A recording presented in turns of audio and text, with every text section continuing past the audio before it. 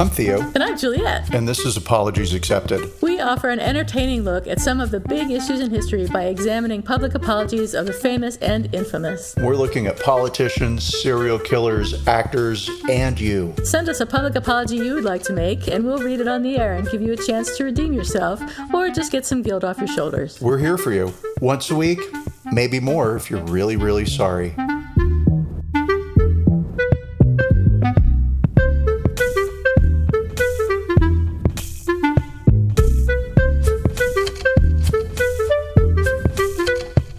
Hi, everybody. This is Apologies Accepted, the podcast. Welcome. And I am not Theo. And I am not Juliet.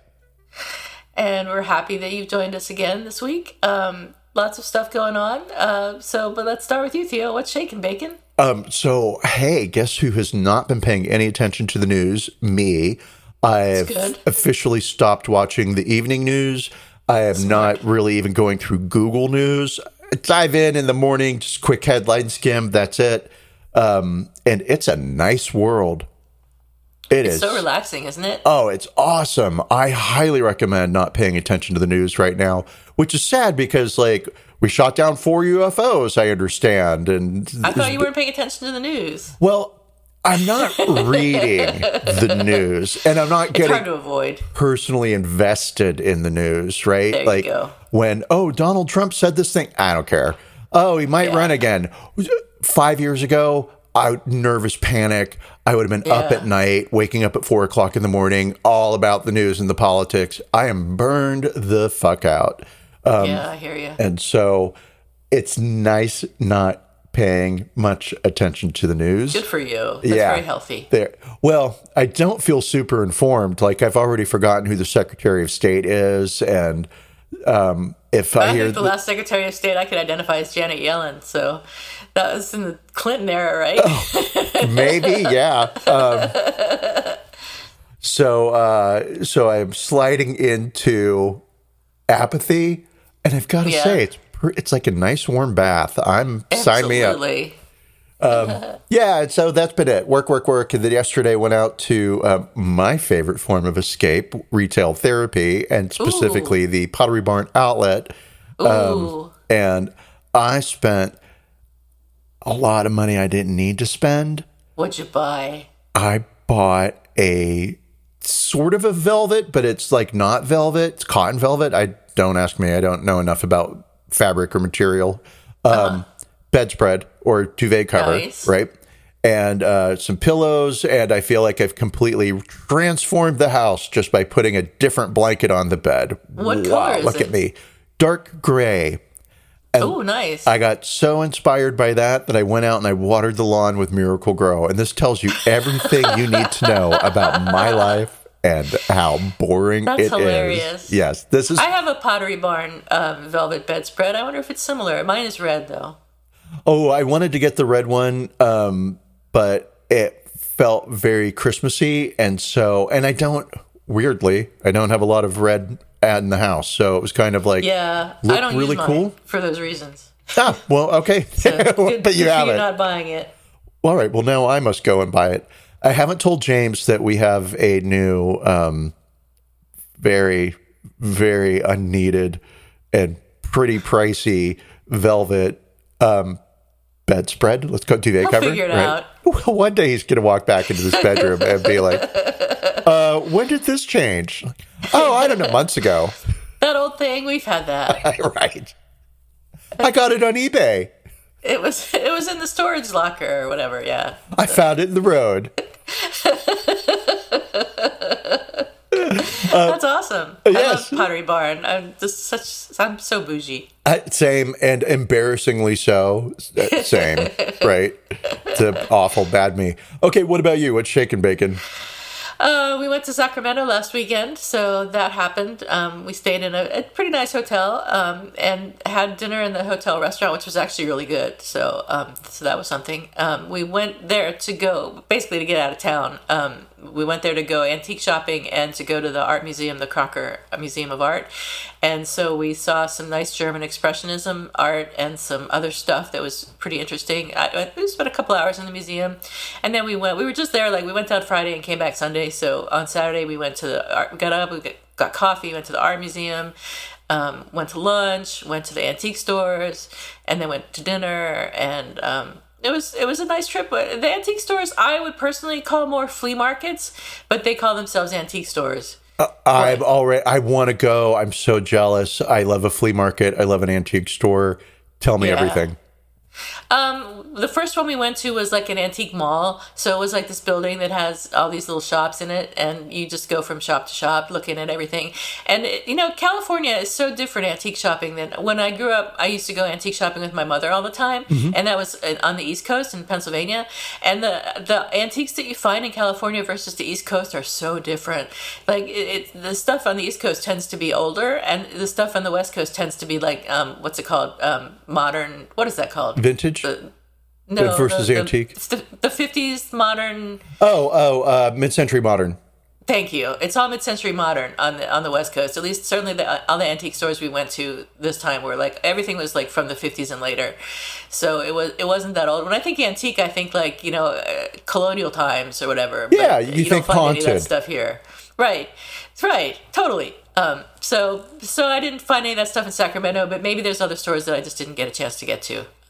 Or maybe it's just not a West Coast thing. I don't know. What's your experience with antique shopping and flea markets in the West Coast? Why, thank you for asking, because I live this stuff. And so awesome. Completely agree. The East Coast, it's like, oh, that chair, it's from the 1700s. I'm asking $300 for it. And on the West Coast, it's like, that's an Etch-a-Sketch, and I'm asking $300 for it. That's right? So true.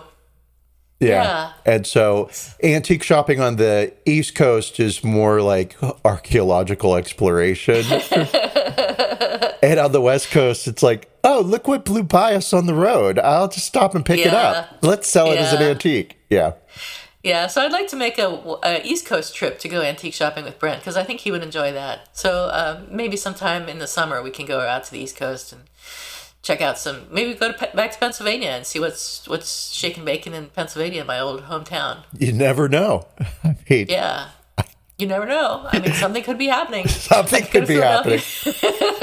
I could go to Philadelphia and visit my cousin in Wilmington. But other than that, my birthday's coming up in early March, and so we're going to the Hotel del Coronado for just a long weekend, which I think should be fun. I've always wanted to go there for some reason. I am not really sure why. I don't know how I got it in my mind that this was a place that I really wanted to go, but I did. So I'm getting a chance to go now, and I'm just planning to hang out on the beach if it's not freezing cold, but it looks like it's going to be cold and rainy now when we're there, so that'll be a bummer.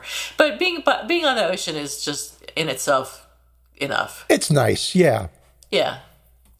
So that's it, except for the news of the day is that this morning, right when I was calling in to the podcast, I heard something clicking and some noise from the floor near my chair, and I thought, what is going on there? Is that a mouse? Because we have had mice the past couple of weeks.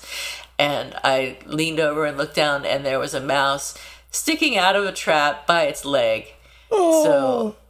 And it was crying. Oh.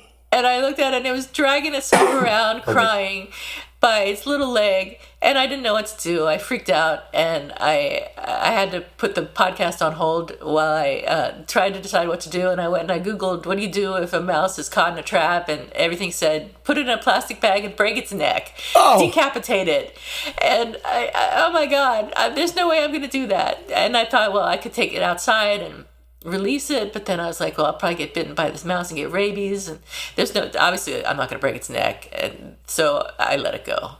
And probably it's going to make a little home now in my French fries or something. But now it sees you as its mother, and it will never leave. It'll follow me forever. Oh, it was terrible. So I feel bad that I let it go, but I feel bad that I trapped it in the first place and didn't kill it. But yesterday we spent, I swear to God, 8 hours cleaning out the pantry.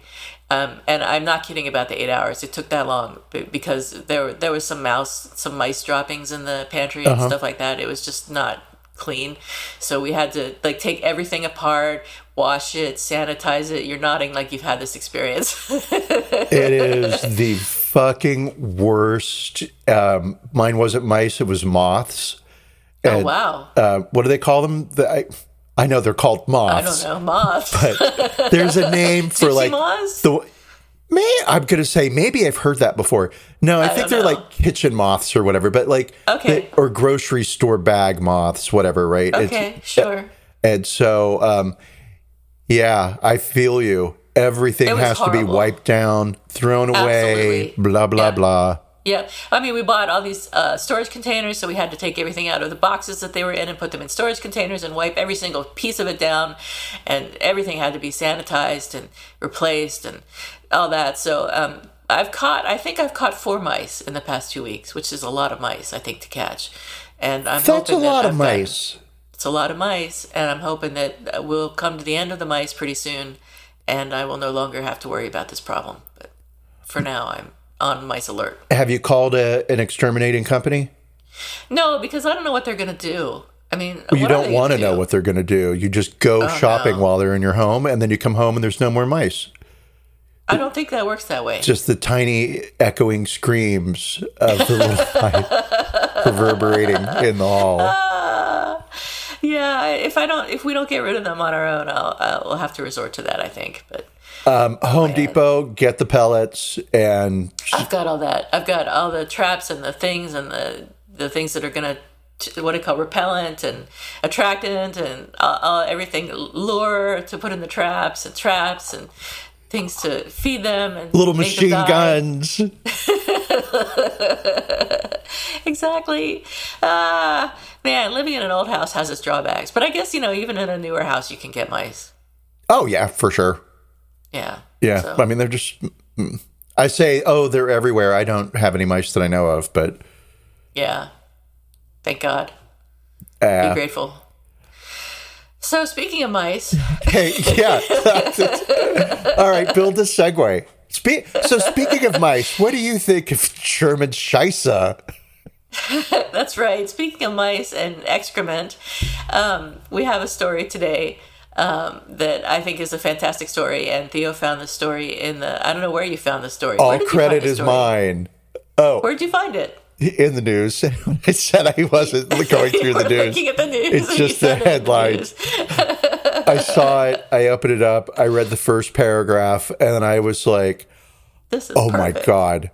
I don't know that he apologized, but I'm going to send this to the boss and see what she thinks." And then I was like, I don't care if he didn't apologize. We can guess what his apology would have said. And then we found the apology. So yay. And it's exactly what we would have guessed. It's exactly what we would have guessed. So I know y'all are wondering what the story is about. Well, I'll tell you what it's about. A German ballet director issued a public apology on Tuesday of last week for smearing dog feces on the face of a critic, a newspaper critic, a ballet newspaper critic. So Marco Goecke, his name should be pronounced Goecke, but it's probably Americanized like Gecke or something. I don't know. Oh, I like Goecke. Goecke. Marco Goecke was fired from his position as ballet chief at the Hanover State Opera this past Thursday following the weekend incident. The theater's management had asked him on Monday to apologize comprehensively and explain himself. The Hanover State Opera said that Marco Goecke's actions last weekend in confronting Wiebke Huster, a journalist with the Frankfurter Allgemeine newspaper, had been hugely damaging to its reputation. Marco Goecke's irresponsible actions have deeply unsettled the audience, irritated the public, violated all the principles of the house, and massively damaged the reputation of the Hanover State Opera, the theater statement read. So what happened? Goecke had approached Huster, the Hanover State Opera's dance critic, during the intermission of a premiere at the Opera House on Saturday and demanded to know what she was doing there. Goecke, who apparently felt provoked by a recent review that Hooster wrote of a production he staged in the Netherlands, threatened to ban her from the ballet and accused her of being responsible for people canceling season tickets. He then, this is the fun part, he then pulled out a paper bag full of dog poop and smeared her face with the contents. I mean, that's horrible. That's not fun. That's horrible. That's unbelievable, but it makes for a great story. It's a great story. Also, what are you doing with a bag full of dog poo? Well, that's a good question. So apparently his dog is his constant companion. And he said that he, quote, my old dachshund had done his business in his bag, which sometimes happens at his age, and I had just packed the poo into a bag and had wanted to throw it away outside. So it was handy. In case anyone came along that he wanted to smear their face with not something that would cross my mind. Even if I was standing with a bag full of dog poo in my hand, and my worst, most hated person walked by me, I might think, wouldn't it be funny if I put this on the floor and they stepped on it? But I don't know that I would think like, you know what? Maybe I might think I want to smear this in your face. But it would have to be in my hand. I have actually thought on my walks when somebody comes by and I feel like vaguely threatened by them or something, I don't feel safe. I have thought that I could always smear this person's face with dog poop if I needed to, if I were being threatened, or if my life was in danger. But I would certainly never smear a non-threatening person with dog poop. It's just amazing. It's just the sheer gall of this man. So why did he do it? Well, you could probably guess. She had criticized his work. Regarding his collaboration with the Netherlands Dance Theater in The Hague, Hooster had said it was like a badly tuned radio. She said, quote, one alternates between a state of feeling insane and being bored to death. And she compared the experience of watching the performance to viewing a warm winter beach from a glass window, as if in a permanent state of retirement. So when Goecke approached her, he said something along the lines of, I'm a human being too. And he said that her response to that was, quote, aggressive, arrogant, and condescending. And then he said he smeared her face then with the dog's poop, saying it was not premeditated, but that he had acted in the heat of the moment. It was a little premeditated. He had a bag of dog poo. I mean yeah. In the heat of the moment, you might slap someone, but I think there's a big difference between slapping someone and smearing their face with dog shit. I mean, we'll just say this guy is something extra. He really is. As we go through all of this, all these little points will come up, right? I just, yeah, dog poo it's in the else. face. It's something else. And his dog, speaking of his dog and poop, his dog inspired a 2019 ballet with the Paris Opera called Dogs Sleep. Can you imagine going to a ballet called Dogs Sleep? Can you imagine anything more boring? I mean, I'm sure it was riveting and very important historically, and in the cultural world, it was revolutionary probably. But I mean, Dogs Sleep. I'm gonna say.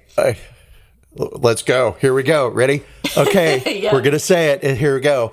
I fucking hate ballet. I'm not a fan of dance. I cannot dance, right? Zero appreciation for it. And I am somebody who will get super excited about other forms of art. I can't imagine I even like the symphony.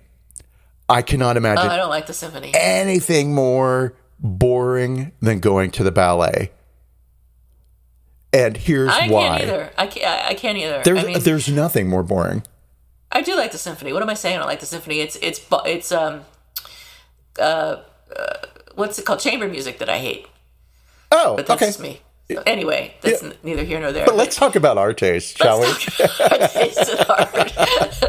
But I'm not going to any ballet called Dog Sleep. Oh, this is work. Okay, so we've got dog poo and artistic taste. I need to get those two together in the title some way. The taste of poo, arty poo. You can do it. I have faith in you. Me too. This is a pun waiting to happen. Yeah, no. And the thing that I hate most about ballet? Let's say the ballet world, right? Yeah. Is not that I find it boring. Hell, fucking pretentious everyone is. Right. How much we think of ourselves and how important we are. And the most important dance in the world. It's a fucking dance. It's not important. Right. It's important only to a very small group of people who are dumb. Very sort of insular, in my opinion. But I could be wrong. I don't know what I'm talking about. So. Well, okay, so this is you dodging future criticism, but I invite it. You come at me, you dancers. I'll tell you how dumb I think you are to your face. Send us an email about everyone, all you dancers out there. Email us about how we're wrong. Dance your feelings to me. We welcome your feedback. So when Goecke approached Huster and said that she should be banned, she said, no, that's not true. There are productions of yours that I've cherished a lot. It's not true. And then, after she was defending herself, then he pulled the bag from his pocket and rubs the dog poop in her face. And so she screamed. She freaked out. Totally understandably. I mean, what would you do? Sure, she probably didn't even know it was dog poo. It's just poo. I think you could smell it. Well, yeah, it could have been human poo. That's true. Maybe walking around with a bag of human poo. Listen, lady, I just came from the boys' room, and I have something to share with you. I have something for you. Goecke said initially that he regretted the incident, but he did not immediately offer an apology. He said, I think that the means I chose were certainly not super. Absolutely. I think from a societal viewpoint, making use of such a method will not receive approval or be respected, he said. He added, I am also a human who has never done anything like that. And in this respect, I am of course a bit shocked at myself, and the method I used was certainly not good. Yeah, he's never done anything like that. It's cries of innocence are a little too late. I can tell you, I will never rub poop in someone's face in my life. This will never happen, no matter how much they criticize my dance.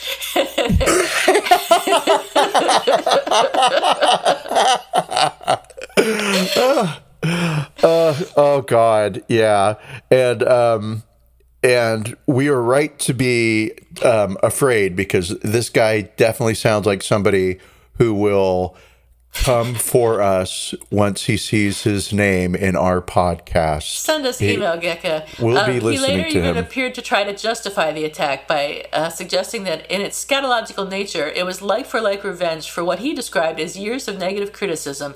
She threw shit at me for over 20 years. And at some point, I asked myself the question whether I want that. How would other people react who work hard, having dirt thrown at them over such a long time frame? I don't think any hardworking person would put up with that for any length of time, he said. Huster called the incident, which she believed to have been premeditated, an attack against the freedom of the press. Huster said that in Goecke's apology, he immediately switched into strengthening the accusations that he had previously held against me. What sort of an apology is that? That is a justification. In addition, we're talking here about a criminal act of insult and bodily harm. So I gotta say, I'm on her side.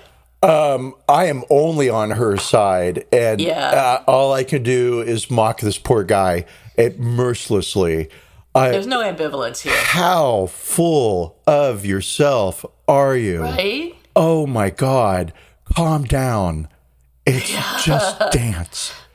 Unbelievable. And I understand that, like, it's his whole career and all that bullshit. But people call him a genius, or I guess people maybe not have called him a genius, but people have called his work good, at least.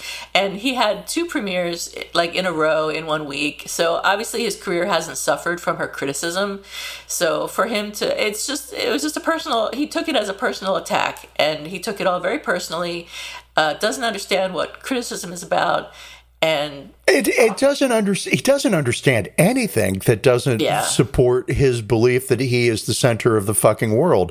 I love this line that he had about, she's been after, I'll paraphrase here, right? Yeah. But I'll do it in how I imagine his voice is. I did actually listen to him speak for about 5 minutes in a podcast. Yes. Oh, wow. And holy Christ, as self-righteous and full of yourself as you can imagine, he is.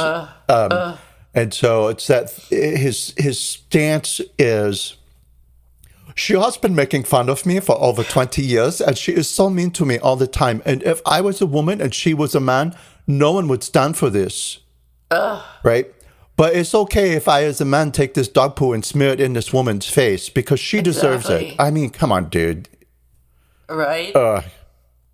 And I don't even understand his whole argument about if he was a woman and she was a man, then nobody would stay. What? I don't even know where he's going with that. It doesn't even make sense. Attacking him, or if the gender roles were reversed, then it would be a man mercilessly assaulting and attacking a woman's work. So what he's saying is that it's the same thing. She doesn't like me, but no one cares because I'm a man. And that is unfair to me. I'm going to talk this way all day. I think you should. I will. I think it's great. I was just listening to an interview with Werner Herzog, by the way. It kind of reminds me of, are you doing like a Werner Herzog impression, sort of? No, he is taking my voice. He is using me. That's great. For his fame. Oh my God. I love this. I'll do it all day. Okay. So you have some information for us about the ballet, I've been led to understand. Unfortunately, I do. Because here's the thing. I was like, all right, what do I do the history of dogs?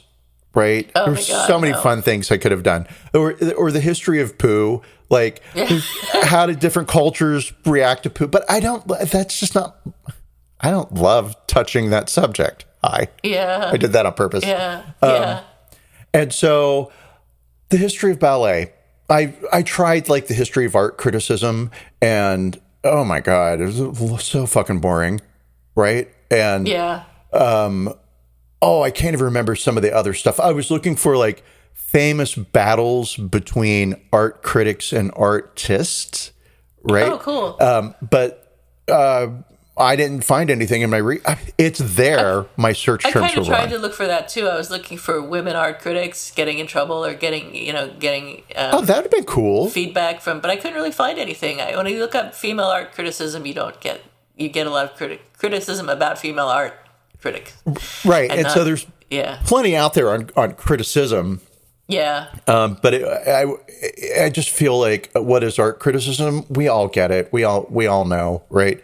So the history of the ballet, where does this come from and why are we tortured with it?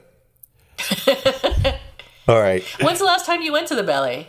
Have you ever been to the ballet? So, yes, I have been to, Martha Graham, I went to one of her productions once a long time ago. And so I had a friend who was a dancer, right? And he danced for Martha Graham's. Ensemble. And he was performing in LA and was like, hey, I'm going to be in town and let's have dinner and come to the show. And I was like, oh, nice. Have dinner.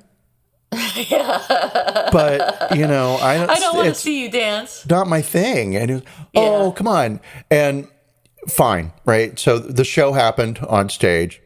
Yeah. At the end of the show, this random guy walked up to me and was like, hi, I'm a reporter for whatever it was. It was at UCLA, so it was like a college campus thing, right? And I'm getting audiences, members' reaction. So what did you think of the production, right? And I was like, I was so bored. I hated every minute of it. I'm so glad it's over. It was like being on an acid trip, but not understanding that you're high. I hated every minute of it. And I didn't... walked away. So I don't know if he printed that or not, right? But I figured it was fine because my friend Michael was not going to ever read that article. Hopefully not. No, of course not. Oh, funny. And then the Nutcracker, pre-COVID, so 4 years ago, which, why did you go to the Nutcracker pre-COVID? Yeah, because my husband bought a ticket for me to go with him and two of our friends. I went and didn't tell anybody that I hate dance, right? Yeah. And it was fine, but I spent a lot of time looking at the ceiling. Yeah. It's fine. But, okay, cool. So I have endured the form in real life upon 2 occasions. I've seen some movies. Black Swan comes to mind. Single White Female, I think, also comes to mind. And this just goes to show you that ballet is murderous and is for insane people. Okay, cool. So the history of ballet.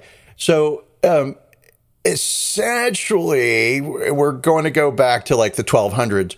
There wasn't really, people danced, people have always danced, right? But there wasn't like any formalized dance beyond what happened within court, right? So people danced, but there wasn't an art form known as dance, right? Right. Okay. So performers such as jugglers and acrobats at court were asked by audiences to teach people how to dance, how to juggle. That was sort of part of the entertainment of going to these shows. And this blends the world of performance and social dancing. This sort of like desire from the audience to learn how to perform creates a new profession, the dance educator.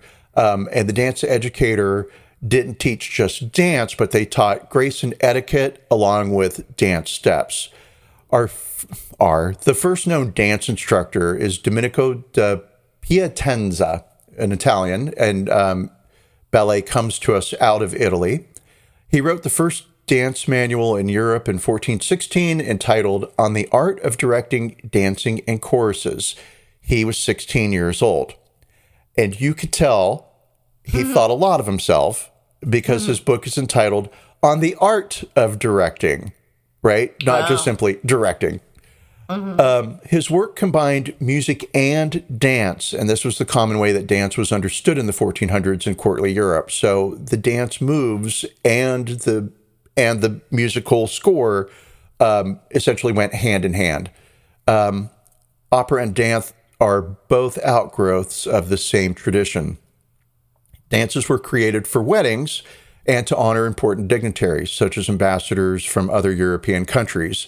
The dances became a way of displaying wealth and power in a way that a display of military might also displays wealth and power, but displays of culture are less threatening. So in the last decades of his life, De Piacenza, it's so important to me to get the name pronunciation correct in case he comes to haunt me later, it had a few of his dances published. He encourages dancers to understand music tempo and letting it guide the body, and also maintaining a light and agile form of movement, being always ready to move to the next steps. Direct quote from his work. This necessitates that at each tempo, one appears to have seen Medusa's head, as the poet says, and be as stone at one instant, and then at another instant take flight like a falcon driven by hunger. Poetic. That's nice. He saw dance as a union of intellect and effort to create beauty. He thought it helped to be naturally beautiful to be the best dancer.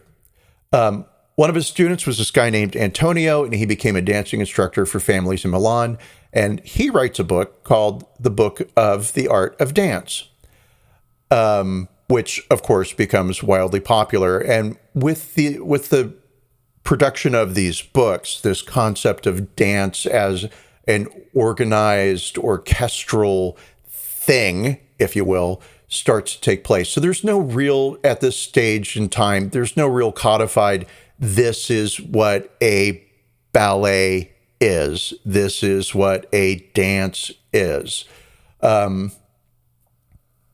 right, let's see here. So let's go to January 13th, 1490, and to the Festival Paradiso. I know. We're in the 1490s. So long ago. And so this dance, and so just to kind of better explain it, how this worked at court was the dances would be hours and hours and hours long. 3 to 5 hours was nothing. And everybody was involved. And so the idea of what is a dance wasn't about the steps, right? It was more about how different groups of dancers were arranged within a room. So how is one group physically related to another group? And what you're trying to do with creating this dance is make pretty patterns on the floor of groups of people. So you've got 10 people over here, and then 40 feet over this way, you've got another 10 people. And in the center, you've got like 5 people in a single line, right? And so it was more about, one, everybody's participation, and two, about how everybody within the room used the space, and not about, is my arm up over my head, or have I extended my left arm all the way out past my, I don't know, name a body part, right? Right. Okay, great. So that's dance. That's sort of like what's happening in the courts. And somebody comes along on January 13th of 1490, and they have written and created a orchestrated dance, which would include poetry, spoken word, music, but then also the movement of groups of people around the room. And this person we know as Leonardo da Vinci. And his work, this ballet that he composed, was based on the work of a poet, Bernardo Valencioni. Sure, why not? From Milan. And it was part performance art and part architectural marvel and, hello, tongue, and staged to celebrate the marriage of Isabella of Aragon. So, Spanish princess, big deal. And the people who attended this performance was considered so earth-shakingly important and beautiful and everything of all time combined into one amazing spectacle that the people who attended the function were revered as celebrities themselves because they were witnesses to this spectacle and participants, right? So great. The slow codification of ballet happened in Italy. So these dances, as people are writing out their dance instruction manuals, and people are becoming more attuned to the ways in which socially you can display your wealth through dance. We start to get this is a dance. That's not a dance. The thing you did over there isn't a dance because you didn't have a poet. All right. So this forms in Italy, but the terms in ballet are all in French. And this is thanks to Catherine de Medici. She married Henry II of France. And in 1533, she brought Italian customs to the French court. So France, of course, had a courtly culture, but it wasn't as over the top or ostentatious as what Catherine had grown up with. And that's what she missed. And so that's what she brought into the French court. The ballets were formal social events. The performances were part of the social event, usually occurring in the middle of the event.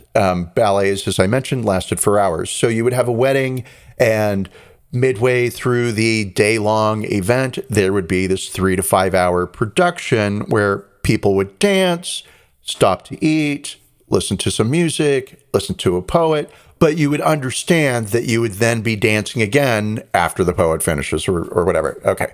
So in 1581, Balthasar de Bougerie, well, I'm not even going to try that. In 1581, this guy named Balthasar, who was a musician, traveled from Italy to France and staged the first ballet that we have the complete record for. His ballet, entitled The Queen's Comic Ballet, was created for a marriage celebration. The performance includes singing and poetry and lasted 5 hours. The price for this single production was over 3 million gold francs. The production set a trend. Massive productions produced by other courts in imitation of Balthasar's Queen's Comic Ballet. And here we begin to see other European courts battle. What do you call battle dancing? I don't know. Breakdancing. Remember breakdancing, right? Breakdancing? The courts are now all competing with each other, right? For who can produce the most lavish spectacle. And again, this is a way of reinforcing your culture's worth, its wealth, and power and sophistication. Okay, so Balthasar's production gave birth to what became known as the Ballet de Cour, or the court ballet. Members of the court participated as performers. It was very much a by us, for us art form and was incredibly exclusive. The dances became a way for the aristocracy to reinforce for themselves their own beliefs, which is to say, oh, look, everything we're doing is so orderly and beautiful, and therefore everything's great in the wider world. We are amazing. Because, of course, everything was not great in the wider world. No. There was plague, there was hunger, even outside of war, wasn't a happy time outside of court for a lot of people. The ballet de corps built upon existing dance steps. So dance instructions were vague because it was just assumed that the reader was already familiar with the steps. The art form developed around the placement of groups, as we mentioned before, where one group would be in relation to another group within the same room. And again, these dances included music, spoken word, and periods of social interaction. In 1588, someone wrote down an instruction manual for how to do the steps of ballet. And so we finally, in 1588, have the first written, your foot goes here, your foot goes here, your arm goes there. Again, not ballet in the way that we would understand it. Mm-hmm. So now we're pretty much centered in France. Louis XIII, who ruled from 1610 to 1643, was a ballet star. He was a performer and a designer, as well as a king. Wow. Ballets under Louis XIII became rather raucous. They were parties, essentially, and the atmosphere would become wild. The performance pieces became a bit crass because that's what people responded to. They were filled with sexual innuendo, and they became massively popular. In some cases, the people would mob the event to see the king perform, and the crowds would get so dense that the king himself could not pass through the crowd in order to go perform for the crowd. So under Louis XIII, we have the appearance of the stage for dance, where the dancers finally are lifted above spectators. And then we have this divide because initially everybody in the room was a participant in the dance, right? Mm-hmm. Now we have a separation. We have some people who are going to perform and some people who are the audience. Right. This eventually leads to theaters being built for dance. And once we have a stage, we can suddenly have set design. And ballet now starts to become more of an art form. When everyone was on the same floor, there's really no way to suspend your disbelief. We're dancing around, and I know that my group of 10 people need to go to this corner, and that group of 10 people go over to that corner. But we've made a swan.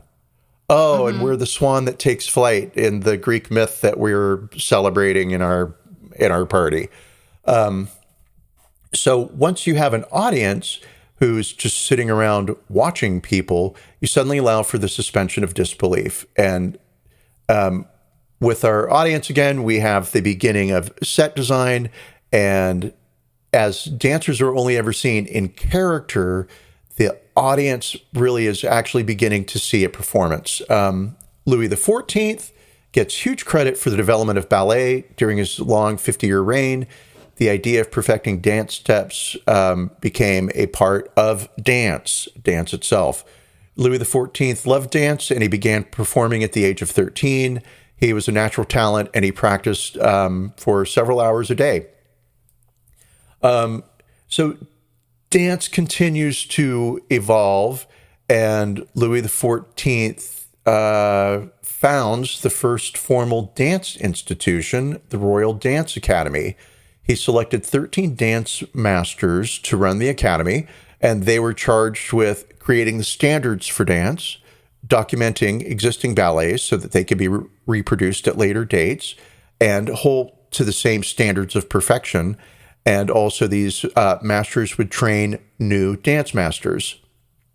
Louis does all this because he wants to export French culture to the rest of the world. His reign is really the start of France as being the cultural center of Europe. Under Louis, we get the 5 positions of the feet that are key to ballet today.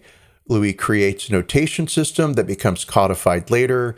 And in his notation system, it contains notes on body position, arm extension, etc. So under Louis XIV, we begin to see ballet forming in a way that we would understand it.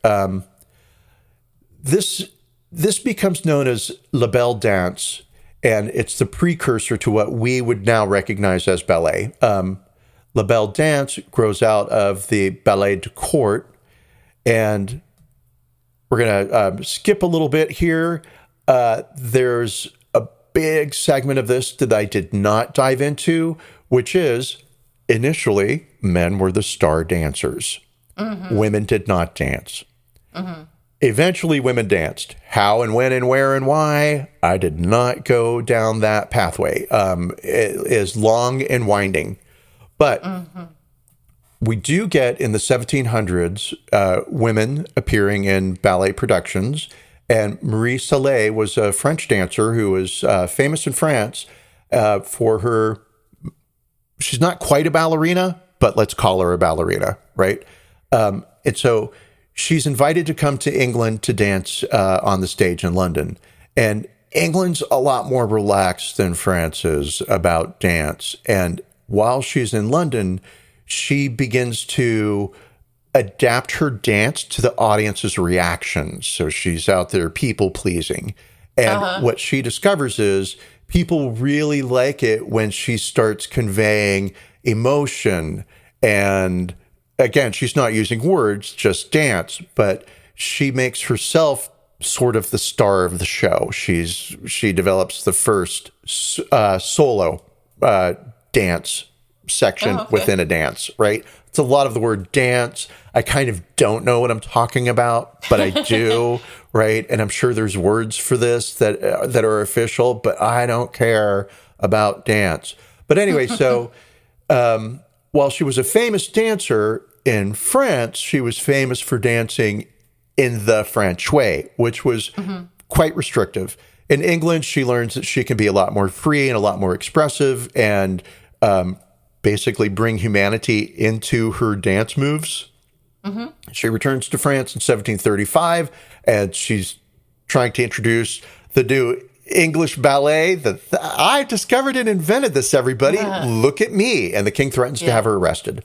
Oh, no. Yes. And so that's essentially I'll say, where I stopped, because it just goes on and on and on, and it becomes more detailed and more precise in terms of who does what and who invents what and when and where and why. And like, okay. And that's when it got boring. It was really interesting to me when it was like, oh, dance wasn't really ever a known like official form of dance. And it wasn't about our movement as much as it was having groups of people build out patterns on the floor. That's cool. Everybody ate a swan.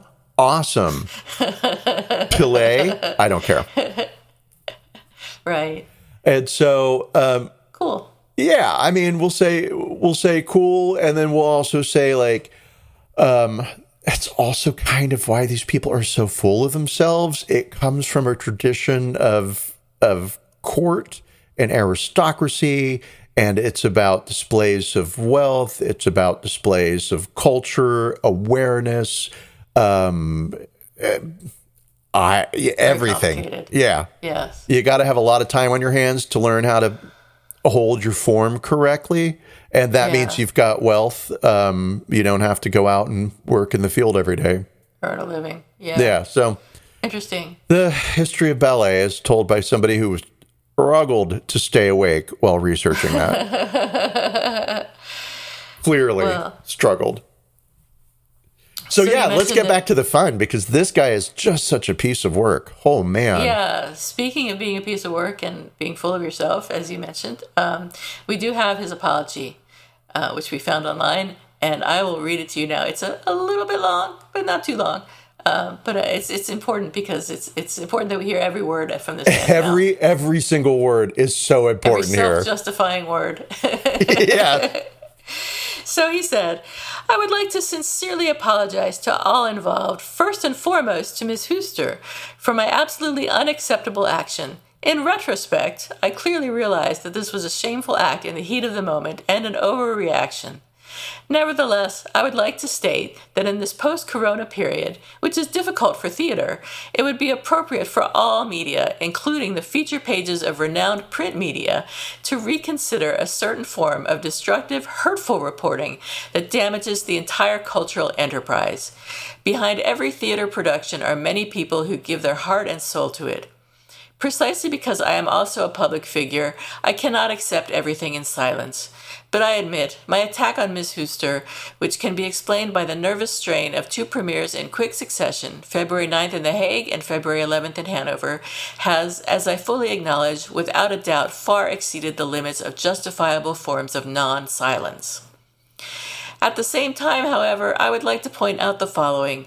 In an age that reacts so sensitively to everything we do and say, even cultural criticism, and this expressly also under the indisputable premise of freedom of opinion and freedom of the press, must ask itself where it violates the boundary to insult, to denigrate works, to mobbing, to attempting to create negative opinions, and to damaging business. This is what Ms. Huster, at least towards me, and some, though not all colleagues will be able to confirm this, has practiced again and again for years in a more or less subtle way with her often spiteful criticisms. I apologize for the fact that my collar finally burst, but I also ask for some understanding, at least for the reasons for which this has happened. And that's it. Listen, poopy face, you cannot be so... I mean, Jesus Christ! Don't be so mean to me. Don't make me do this. Don't be mean to me. How dare you? You need to love everything I do. It's my responsibility as a public figure to rub poop in your face when you're mean to me. Listen, you don't understand what a hero move this is right now. On behalf of the rest of the people in theater production, I rub this feces in your face. I rub this poo in your face for freedom. So let's look at the apology using our usual criteria. So was there an expression of regret? Sort of. He says, in retrospect, I clearly realized that this was a shameful act. In retrospect, I realized this. It was a shameful act in the heat of the moment and an overreaction. It was a reaction to what you did, but maybe a little bit excessive. Maybe a little bit excessive. Maybe you did not deserve all of the poop on your face. Maybe only half. Was there an explanation of what went wrong? No, there were excuses. He said the reporting was hurtful and destructive. He said he was under a nervous strain as a result of 2 premieres virtually at once. And in effect, Huster drove him to it. Was there an acknowledgement of responsibility? No. As I said, he implies that she drove me to it. So it wasn't his fault. It was really her fault that this happened. She should apologize to herself for getting feces on her face. Was there a declaration of repentance? Yes, but only in the most basic way. He said, I would like to sincerely apologize. But, I mean, that's kind of the minimum for an apology, so I wouldn't really consider him repentant. Was there an offer of repair? No. And was there a request for forgiveness? No. So what do I give this apology out of 10? I think I give it, God, this is a tough one. I give it a 0. It is a 10 for self-indulgent, absolutely unaware, completely self-oblivious. Yeah.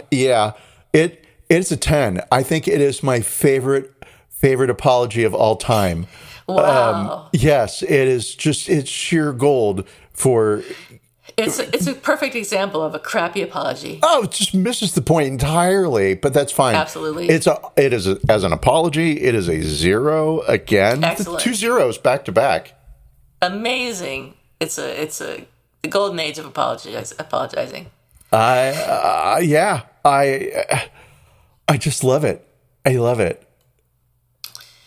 And we will part ways with that apology with this on that note. And I will ask you if you have a who's sorry now or an apology expected. Oh, I don't have anything. A who's sorry now or an apology expected? Everyone is so mean to me. They all deserve what they get, you poopy faces. I hate them so bad. mean. They're lucky that I didn't slap them with something even more damaging. If I could go second, that would be a help. I do have an apology expected, and this is a serious offense, so I do expect an apology for this. And although, all right, anyway, we'll just say what it is. A food safety sanitation company was fined $1.5 million by the U.S. Labor Department for employing more than 100 children, some as young as 13, in dangerous jobs, including cleaning razor-sharp saws with caustic chemicals. The children, some of whom worked overnight shifts, were employed at 13 meat processing plants in 8 states by Packer Sanitation Services, which contracts out cleaning services, the statement said. At least 3 children were injured while working for Packer Sanitation Services, according to the Labor Department. So I thought we were past the age when children were employed in dangerous occupations, but apparently we are not. And a fine of $1.5 million is probably just pocket change to this company.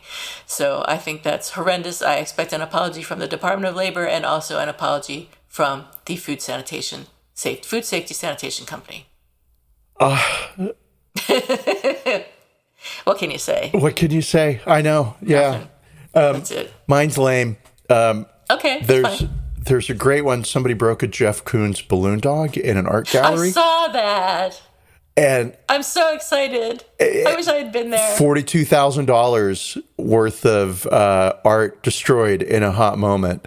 Fuck Jeff Koons. But I can't find who broke it and if they've apologized. And so other than reporting that this thing happened, and if only that piece of information had been available in the news story, I would know what to do.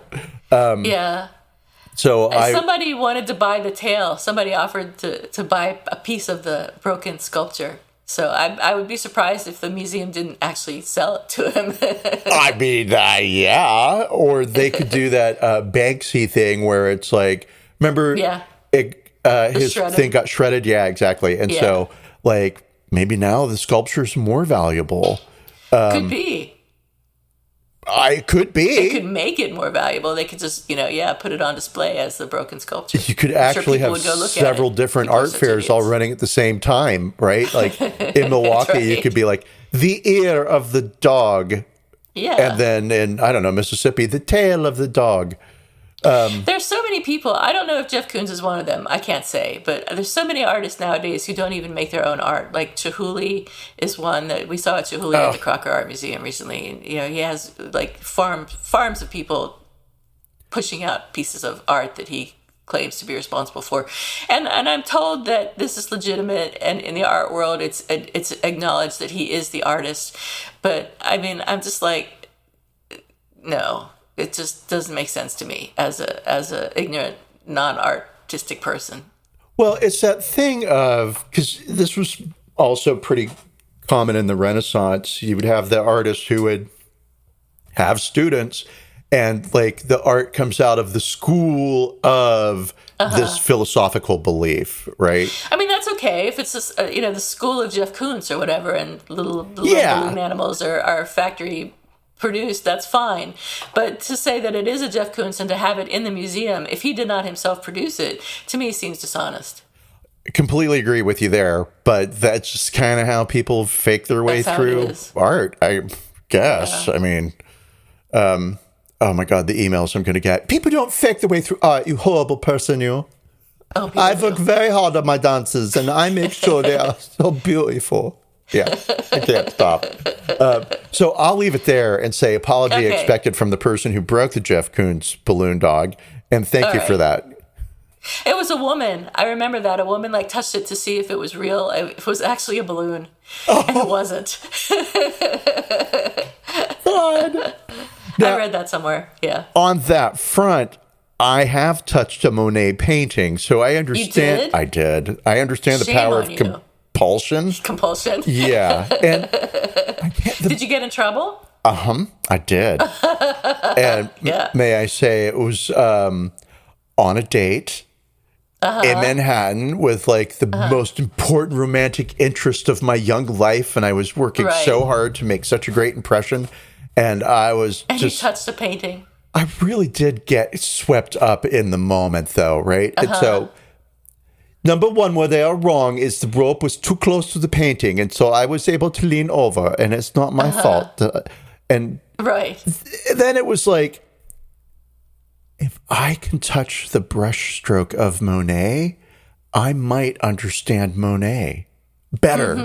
Because, and and I did. And I even knew that I shouldn't, but I was like, well, maybe only 100 people will ever touch this painting, and I'll be one of them. And what did your date say? I won't use his name. We'll say that when the security guard came up to me, and it took him all of 2 seconds to come up to me, right, and to say, "Don't touch the art," right? Yeah. My romantic interest became less interested in me romantically. I think that was the moment. Oh dear. Well. Yeah. Well, yeah. In my defense, I was 23. You were very young. Yes. I'm surprised they didn't throw you out of the museum. There were hundreds of people in this museum, and I swear it wasn't even like on a wall. It was on like a cubicle wall, like they had partitioned off. Right. And it was just a really thin velvet rope, and it shouldn't have even been there, because like you could just walk up to the paintings. Now, I don't know that they would ever do that today, but like I didn't have to lean to touch the painting. It was just right there. It was right inches away. Right. Yeah. I could see if like I stepped over the stanchion and crossed the floor and took off the plastic. Yeah, right. Like if I actually had to put some effort into touching the work, for sure that's bad, right? It invited me. They were inviting you to touch the art. They were Please touch the art. me. They might as well have had a sign. Right. Immerse yourself in the Monet. Touch it. And I'll go down in history as one of the few people who've ever touched that paint. I don't remember what it was. But. Probably one person a day touches it or something. Probably it's fallen to pieces now, and it started with. But yeah, so. All right. There we go. There we are. Well, thanks everybody. This concludes another episode of Apologies Accepted.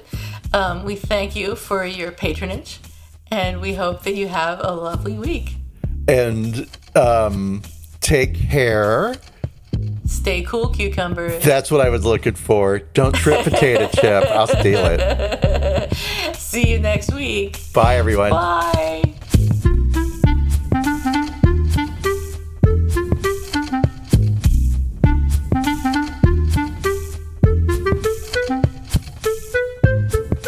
Thank you for listening to Apologies Accepted, the podcast. You can find links to the articles and the sources in the show notes. To submit an apology or find out more, visit us at apologiesaccepted.net, where you can also find our merchandise. We're on Twitter at Apologies Accepted. And on Instagram at apologies.accepted. You can support our important work at Patreon.com/Apologies Accepted. And fuck Facebook. Bye. Bye.